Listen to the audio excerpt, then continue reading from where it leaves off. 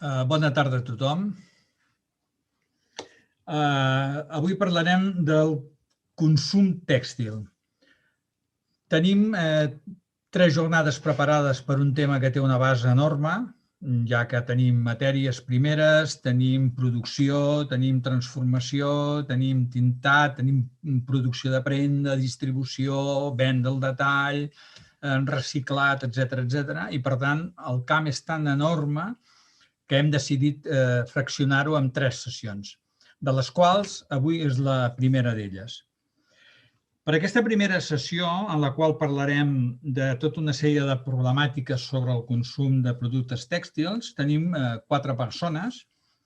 El José Manuel Alonso, responsable de continguts de l'empresa Opcions, la Eva Inda, que és la responsable d'innovació tèxtil de Fasolà, l'Encarna Ruiz, que és directora de Teoria i Anàlisi del Disseny de l'Escola ESDI de Sabadell, i el senyor Amadeu Barbany, de l'empresa Iaios, que és una empresa que produeix articles una mica a la mida o una mica personalitzats. Bona tarda a tots. Començarem la sessió amb 4 preguntes. La primera pregunta que us dirigiré és: quina creieu que és la problemàtica que té el consum tèxtil? El fast fashion, el problema mediambiental, el problema de drets socials o el problema de desenvolupament local? Ja costa dir, estic d'acord amb el que heu estat dient tots vosaltres. Jo començaria dient que esclar, el problema és que de ciutadans hem passat a veïns, de veïns hem passat a consumidors i de consumidors hem passat a un segment de mercat. Aleshores, esclar, com que ens comportem d'aquesta manera, el nostre ciutadà consumidor o consumidor ciutadà ens fa aquesta valoració, si més no alguns, no? Com a botiguer he de dir que es compra massa, que hi ha massa consum. I això és estranya que ho digui un botiguer, però és que abans que es consumia menys, el petit comerç venia molt més. I aleshores, com parlàvem aquí, la cadena productiva era de proximitat i ara se'ns ha trencat amb el tèxtil concretament, que són entre 15 i 17 passos. Per fer un jersei has d'anar a 4 llocs diferents. Abans es podia fer un jersei a Granollers, a Igualada, a Sabadell, a Terrassa, i ara has de fer algunes de les parts en ciutats diferents. Per tant, hi ha un increment del cost i un increment de la pol·lució a nivell de CO2. Aleshores, la frase seria una mica comprar menys, però comprar bé. També tenim un altre problema, que està mal distribuït, perquè 10 grans empreses de la distribució del tèxtil controlen entre el 80 i el 85% del consum. Aleshores, esclar, aquí la producció, lògicament, es deslocalitza i, bàsicament, tot es fa a Bangladesh, a la Índia i a la Xina, per aquest ordre. Abans era la Xina primer productor i ara ja, per una qüestió de preus, sembla ser que Bangladesh i la Índia estan passant al davant. Bé, bàsicament és això. Al final és que tenim el món que consumim i tots en som responsables amb el nostre consum. La segona pregunta d'aquesta sessió, no? Des de la teva opinió i la teva experiència, cap on creus que hauríem d'anar? Quines creus que haurien de ser les alternatives? Per dir que jo soc dels convençuts que hem de consumir menys per consumir bé. Aleshores, hem de localitzar la fabricació d'aquest producte tant a la vora com puguem i, sobretot, i ara parlo des de l'òptica de botiguers, sobretot els botiguers ens hem d'oblidar una mica de la queixa i intentar de ser persones lliures a l'hora de comunicar. Aleshores, no podem estar donant la culpa sempre als altres i quan ve el client a la botiga donar-li l'explicació de pobrets de nosaltres. Ens hauríem d'empoderar i intentar de fer una mica de proselitisme en positiu per pensar que el valor més important no és comprar molt a poc preu, sinó és que la satisfacció de compra ve més donada pel contacte directe amb el client i que és un aprenentatge comú. Jo sempre dic que quan s'obre la porta d'una botiga, començo dient que el fer de botiguer és l'ofici més bonic del món, perquè cada vegada que s'obre la porta ens entra una persona i amb aquella persona podem aprendre d'ella i ella pot aprendre de nosaltres. Aleshores, moltes vegades això no passa, no? Veiem amb un client com un bitllet de 100 euros i que li intentem de vendre el màxim possible. Això, i també ens pensem que per vendre hem de vendre barat i hem de vendre molt. I aleshores, doncs, això ja ho fan els altres. Nosaltres haurem de buscar el nostre propi camí i anar provant camins, trobarem el nostre, no? Vull dir que hem de ser més valents, no hem de tenir tanta por, ens hem d'empoderar nosaltres mateixos i, bueno, bàsicament, doncs, això. La tercera pregunta. El consumidor pot ser palanca de canvi per avançar cap a aquesta sobirania? I ho pot ser per avançar cap a la proximitat? O sigui, sobirania i proximitat penses que han d'anar relacionades? Bé, estic d'acord amb el que acabes de dir. Jo us volia donar una visió d'experiència. Tenim una botiga que es diu Dracs i a dalt, en el tercer pis, i tenim un espai que és Escola de Consum Conscient. Hem sigut molt valents i hem posat aquest nom molt grandiloqüent, que realment és una cosa molt senzilla. Ara no podem fer res, però normalment cada 15 dies rebem instituts, escoles, alguna universitat i fem un intercanvi d'opinions. Quan li preguntem què entenen per comerç, la majoria de gent jove ens diu que és un espai físic on la gent entra per canviar diners per un producte de necessitat o de moda. D'acord?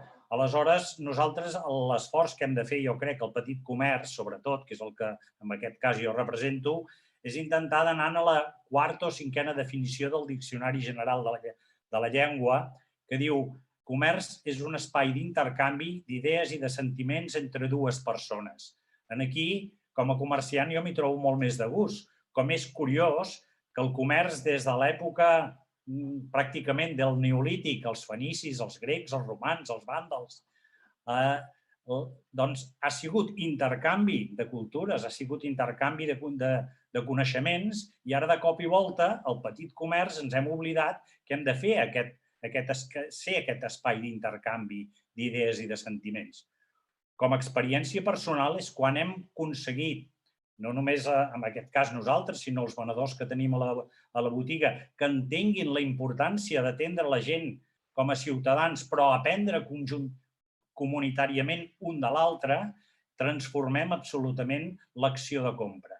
I això és un miracle que moltes vegades venen associacions de botiguers i ens diuen: oh, sí, però això et fa vendre més. Home, d'entrada poder no, però a la llarga, si ho féssim molts, el concepte, la gent sabria diferenciar molt bé que és un comerç implicat amb la ciutat, amb la cultura, amb l'economia local, si siguéssim valents i perdéssim la por i expliquéssim que el petit comerç també és vida, el petit comerç és ciutat, no?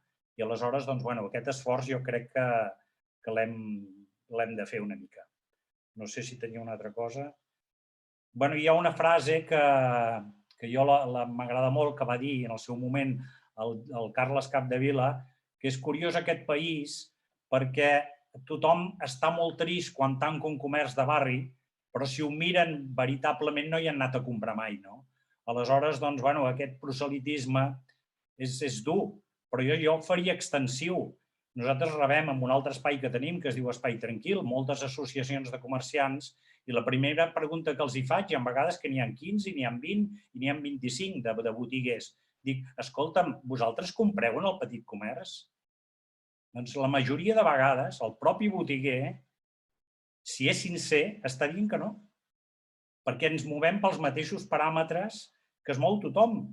Anem a un comerç a comprar quantitats per preu. Aleshores, la satisfacció, la felicitat, la revolució de l'amabilitat, on es produeix tot això? Per això nosaltres ens agafem amb aquesta frase: espai d'intercanvi d'idees i de sentiments entre dues persones. L'última pregunta és una mica pregunta trampa, perquè us demanaré que us llanceu una mica a la piscina, i és: com podem ser capaços de promoure nous models de consum?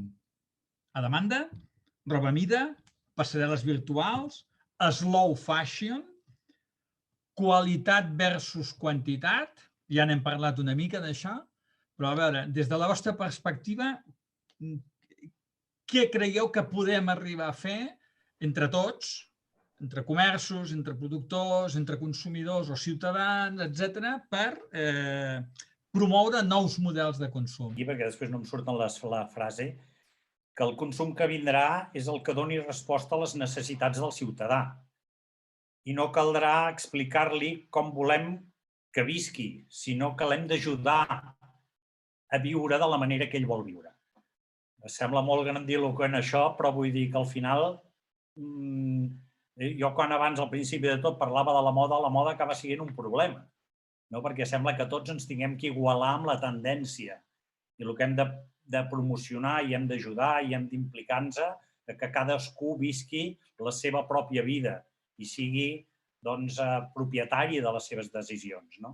Clar, quan ens passem i parlem massa de consumidors i hauríem de parlar, com anem fent en aquesta conversa, més de ciutadans, empoderats, que som capaços de prendre decisions per nosaltres mateixos. Bé, jo com que soc botiguer aprofitaré per explicar que nosaltres, ja que la pregunta va dirigida així, nosaltres hem obert una botiga, una mica em sembla que és el que em tocava explicar, no? Jo soc quarta generació d'un negoci familiar, el meu besavi va fundar la primera botiga l'any 1895, aquest any passat vam celebrar 125 anys per culpa de la pandèmia, però ara fa 5 anys vam reobrir, dic reobrir perquè l'havíem tancada, una botiga i l'hem canviada absolutament. I per què hem fet el canvi? Doncs perquè d'alguna manera al tancar-la ens va donar temps per parar, per pensar i per veure què ens havia passat, perquè havíem tingut que tancar una botiga que feia molts anys que la teníem oberta. El resultat és, per anar de pressa i no avorrir-vos, hem obert una botiga en la que hem fet recerca de productes que han de tenir tots disseny, qualitat i proximitat. Però, a més, ha de tenir un valor, el valor social, el valor cultural, el valor mediambiental o el valor artesanal. Pot tenir un valor social predominant, però si no té disseny, qualitat i proximitat, nosaltres no el tenim. Ens passa moltes vegades que productes que hem tingut, de marques que s'han fet, per exemple, amb ampolles de plàstic recuperades del mar, quan s'han fet grans, resulta que de fabricar-les a la península Ibèrica les han passat a fabricar a la Xina. Aleshores, nosaltres deixem de tenir aquesta marca perquè no podem fer excepcions.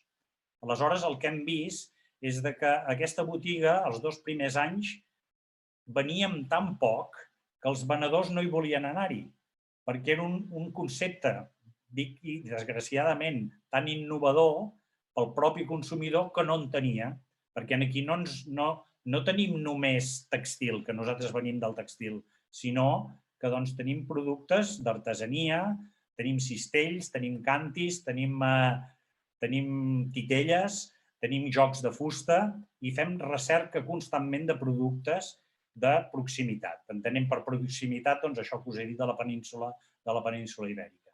Ens arriben productes d'Itàlia, de França. En aquest cas nosaltres diem que no. Potser no s'ha de ser tan exigent amb això, però nosaltres ho fem així. I volia aprofitar per dir que nosaltres, a més, hem intentat de ser exemple del que volem que siguin els nostres proveïdors. I hem començat a fabricar jerseis. Abans es parlava que abans es feien les coses millor. Doncs, nosaltres tornem a fer jerseis com feia el meu avi. Nosaltres fem jerseis que, aprofitant els jerseis que ens porten els clients de la botiga o el que tiren les indústries de gènere de punt d'Igualada. El que ells tiren, els retalls, nosaltres pràcticament ens els regalen, els separem per colors, per matèries, els triturem i tornem a fer fil. Amb aquest procés ens estalviem tota l'aigua, ens estalviem el tiny i tornem a fer colors a partir de la barreja. Aleshores, aquesta marca, no sé si ja ha sortit aquí, en el cartell que representem nosaltres és Iaius, és una marca molt petita, que tirem endavant la meva filla, que és la dissenyadora, que ha estudiat a l'Escola Massana, i el meu fill, que ha estudiat Medi Ambient, i aleshores amb aquesta història hem anat donant contingut a la pròpia botiga. Per què es diu Iaius? Aquí és una pregunta que abans, una contesta que abans jo no he dit. Curiosament, el principal client que tenim en aquesta marca és els nois i noies de 25 a 35 anys. O sigui que són la punta de llança i el canvi del motor, han de ser el motor del canvi que tots volem. Aleshores, vull dir, és molt important, és veritat que també ve gent de totes edats, però el client més important que tenim de iaios és la gent jove. Molt jove, en aquest cas, de 25 a 35, perquè aquests sí que fan una opció, un percentatge, tampoc vull dir que tots, però el percentatge més elevat, que són conscients de l'economia circular, de la proximitat, del canvi climàtic i tot això, doncs ens trobem que són la gent jove. I ens pregunten com és que siguent nosaltres els que anem més al davant del consum responsable, per què heu posat aquesta marca al nom de iaios? Doncs, bueno, cada jersei és un homenatge a una persona gran. La meva filla, quan dissenya un jersei, s'inspira amb el personatge, pot ser un avi o una àvia de Granollers o del món, i aleshores donem la biografia d'aquest personatge amb els valors que podem aprendre d'aquest personatge, sigui a nivell científic, a nivell cultural o el que sigui. Aleshores, el jove entén per què es diu, perquè és la combinació de la saviesa de la gent gran amb l'empenta i amb la iniciativa de la gent jove. No us vull ara fer més de botiguer, però en tot cas sé que em tocava explicar una mica la proposta. Penseu una cosa, en aquesta botiga en tenim 3 nosaltres de botigues. És un regal. O sigui, en aquest moment, i ho animo, si ens està escoltant altres botiguers, que cada ciutat hi haurien d'haver-hi botigues diferents, perquè la gent que ve, no sé, de Sant Cugat, o ve de Sabadell, o ve d'Osona, o ve del Manresa, els hi preguntem com és que veniu. És que ens han dit que a Granollers hi ha una botiga diferent, imagineu-vos. Una botiga diferent. Això és un valor importantíssim en aquest moment per un percentatge de gent determinada. Aleshores, jo us animo a tots, clients, consumidors i botiguers, que d'alguna manera feu tast del que representa, perquè de veritat que cada dia és un regal estar en aquesta botiga. Els proveïdors que tenim, que són gent jove, que fa coses extraordinàries, i pel client que ve, que té una experiència, com deies, una experiència no tant pel que ha comprat, sinó l'experiència que ha viscut de l'intercanvi que hi ha hagut entre nosaltres. Aleshores, us animo a tots a potenciar aquest tipus de comerç, perquè realment jo crec que és el que, primer de tot, ens farà més feliços i, segons, ens farà viables les nostres botigues.